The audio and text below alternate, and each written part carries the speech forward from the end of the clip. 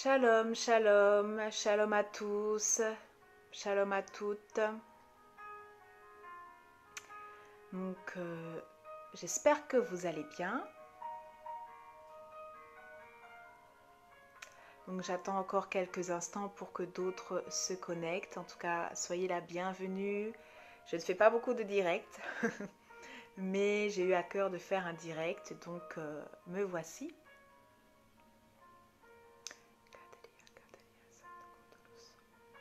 En tout cas, j'espère que votre semaine commence bien malgré les problèmes de transport en commun. J'espère que vous allez bien.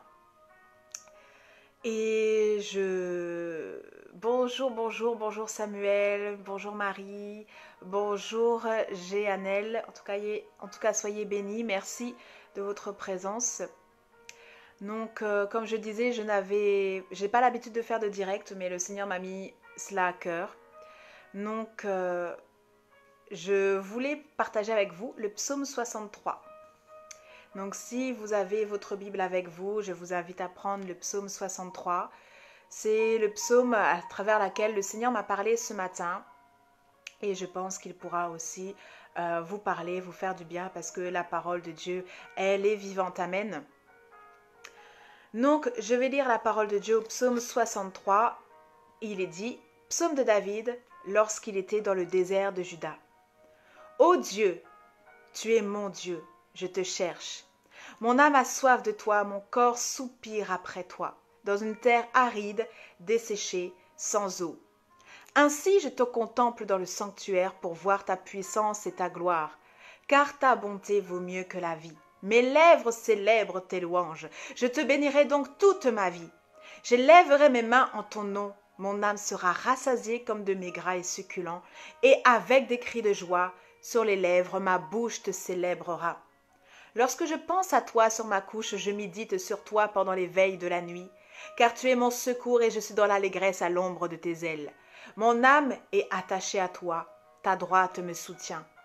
Mais ceux qui cherchent à m'ôter la vie iront dans les profondeurs de la terre, ils seront livrés au glaive, ils seront la proie des chacals, et le roi se réjouira en Dieu. Quiconque jure par lui s'en glorifiera, car la bouche des menteurs sera fermée. Amen. Amen, amen. Gloire à Dieu pour sa parole qu'il nous a donnée. En tout cas, encore bienvenue à chacun. Donc, ce psaume-là, je l'ai trouvé vraiment très très fort. C'est un psaume qu'a écrit le roi David. Et le roi David l'a écrit lorsqu'il était dans le désert.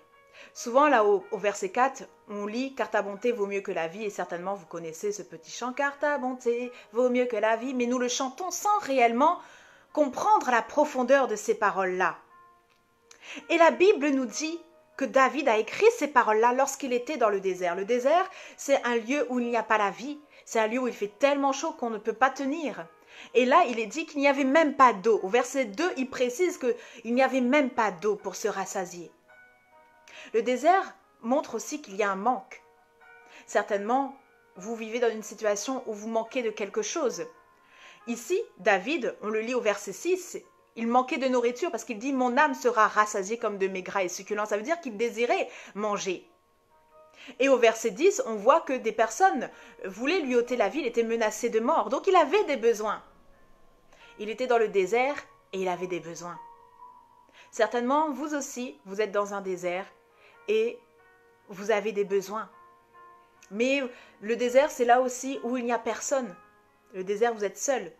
Peut-être que vous êtes entouré, vous dites bonjour, bonsoir les frères et sœurs à l'église, comment ça va? Oui, ça va, mais en fait, en réalité, vous vous sentez seul au fond de vous. Vous êtes certainement dans un désert. Mais là, la Bible dit des choses très intéressantes. Le roi David n'a pas dit « Oh Dieu, tu es mon Dieu, je te cherche, mon âme a soif de toi ». Il n'a pas écrit plutôt « Je te cherche pour la nourriture ». Il n'a pas dit « Je cherche les papiers, je cherche le logement, je cherche la nourriture, le travail, la promotion ». Non, Dieu n'a pas dit, David n'a pas dit cela. David, il n'a pas dit « Seigneur, tu es mon Dieu, pourvois mes besoins ». Il n'a pas dit tout cela. Il a dit « Mon âme a soif de toi ». Même au point que son corps soupire après le Seigneur. Pourtant, il avait des besoins. Mais il a mis sa priorité sur le Seigneur. Il aurait pu dire « Oui, Seigneur, donne-moi à manger, j'ai faim, je veux un hamburger frites ». Non. Il a dit, Seigneur, c'est toi que je cherche. En fait, il était tellement dans la présence de Dieu qu'il avait compris que la bonté valait mieux que la vie. La vie pourrait être justement ses besoins, pourrait être les enfants, la promotion, le mariage. La vie peut être beaucoup de choses, peut-être vraiment ce que nous recherchons. Mais il est dit, ta bonté vaut mieux que la vie.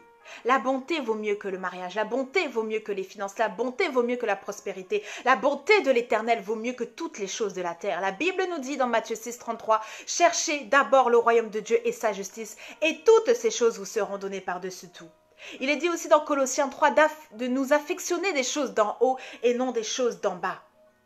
Mais si souvent nous allons dans la présence de Dieu, Seigneur, merci, tu es bon, tu es fidèle, hop, donne, pourvois, tu vois le panier est vide, les factures vont tomber à la fin du mois, comment vais-je faire pour payer? Souvent on va directement dans ces choses-là, alors que la Bible nous dit que le roi David, en fait, il aurait pu réclamer de manger ces mets gras et succulents, mais il ne l'a pas réclamé.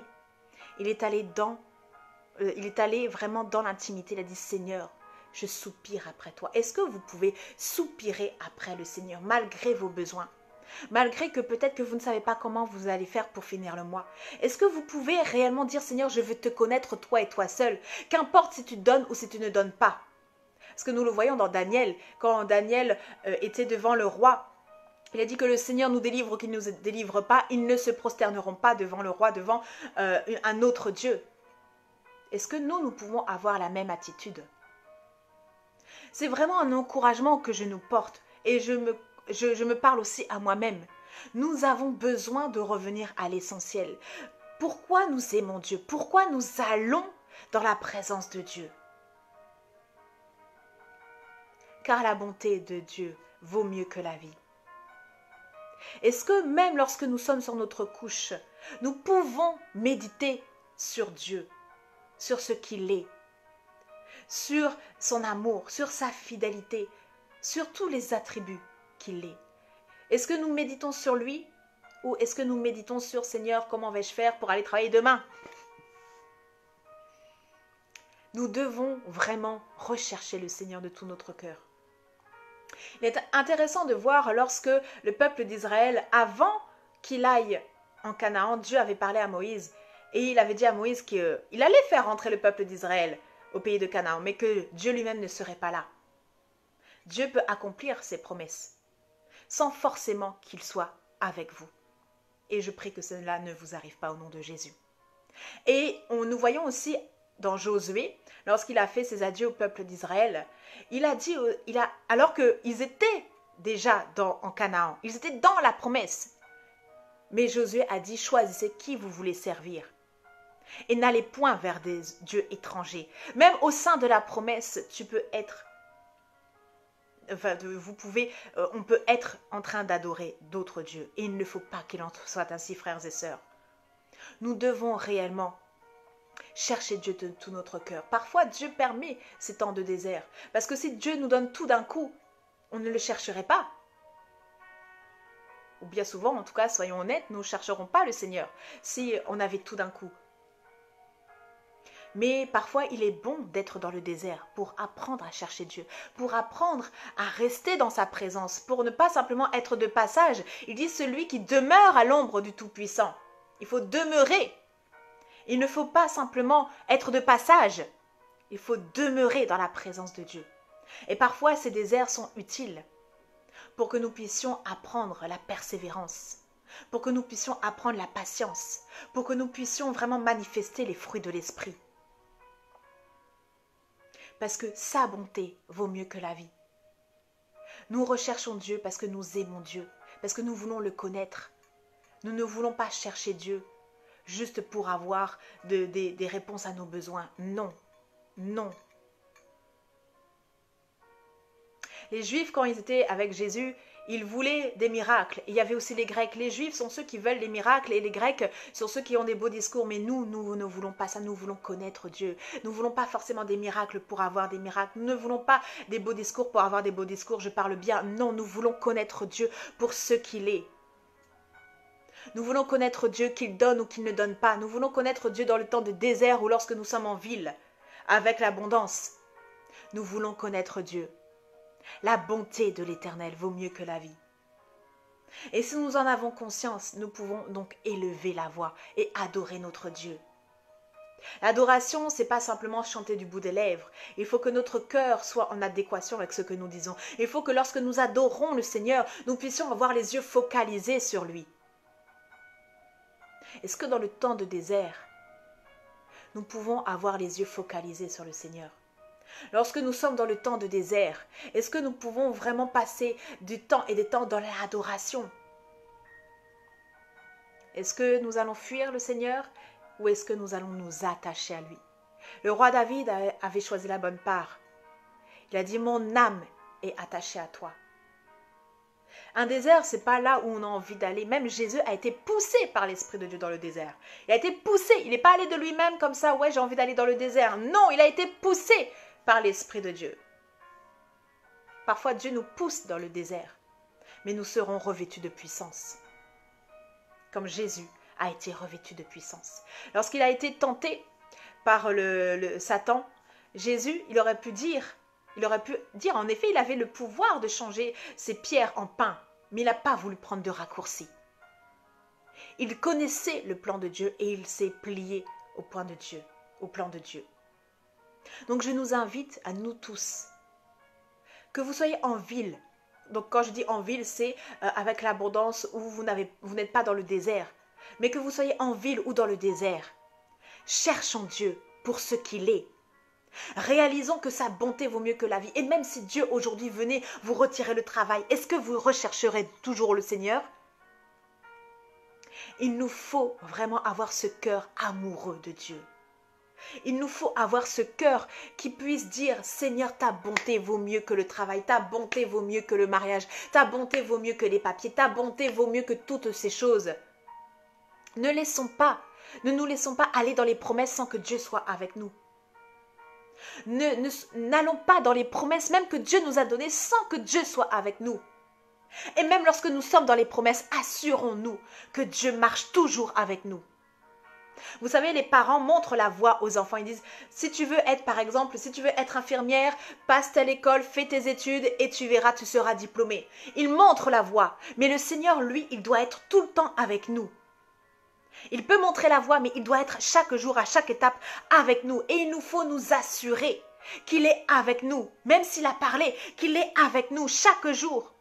Si ton service t'éloigne de l'intimité avec le Seigneur, pose-toi des questions.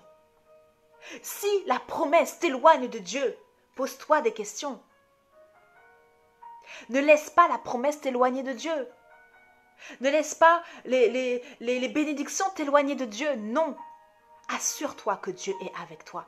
Assure-toi que la présence de Dieu soit permanente avec toi, à travers l'intimité du Saint-Esprit, à travers une vie de prière. On ne dit pas une vie d'autre chose, de service. Oui, il y a une vie de service, on l'entend dans le langage, on va dire, courant, ecclésiastique, parce qu'il nous faut servir, mais il nous faut cette vie de prière, cette intimité avec le Seigneur. Sans ça, nous risquons beaucoup. Est-ce que notre âme soupire après Dieu pour les choses, ou est-ce que notre âme soupire après Dieu parce que nous voulons aimer Dieu? Pourquoi nous allons dans la présence de Dieu? Même lorsque nous adorons le Seigneur parfois pour disposer notre cœur, ce n'est pas bon.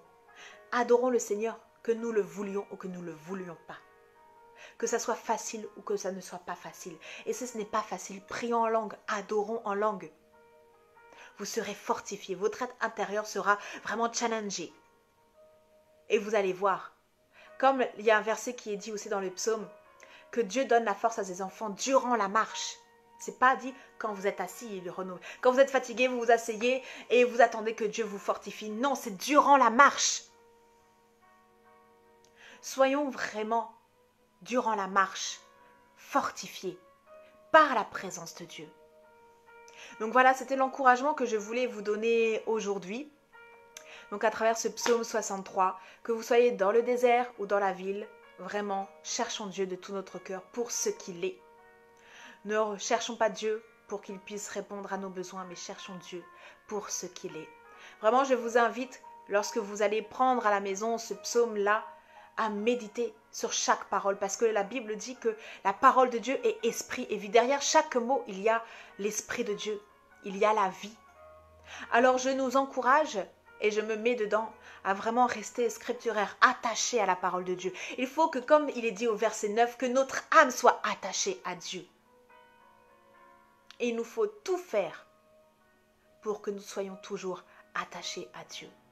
Quelles que soient les circonstances de la vie, quels que soient les challenges que nous pouvons traverser, restons attachés à Dieu. Amen. En tout cas, vraiment, j'espère que ces paroles vous ont fortifié.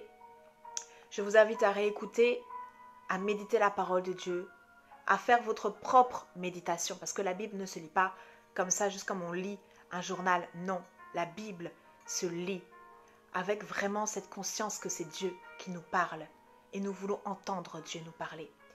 En tout cas, moi, je sais que ce matin, à travers ce psaume, Dieu m'a parlé. C'est pour cela que je partage cela avec vous et je vous encourage réellement à faire de même à la maison. Donc vraiment, je vous remercie, merci à chacun. Donc merci à tous, vous êtes nombreux. Shalom, shalom. Donc shalom Christian, shalom Jean-Pierre, shalom prophète. Vraiment, prophète Monta, sois béni, demeure béni dans le nom de Jésus. Soyez bénis, soyez tous bénis. En tout cas, merci de m'avoir écouté et vraiment, je vous encourage après ce live de lire la parole de Dieu et vraiment de vous laisser imprégner par ce que l'Esprit de Dieu veut vous dire. En tout cas, merci à tous, shalom, shalom et à bientôt.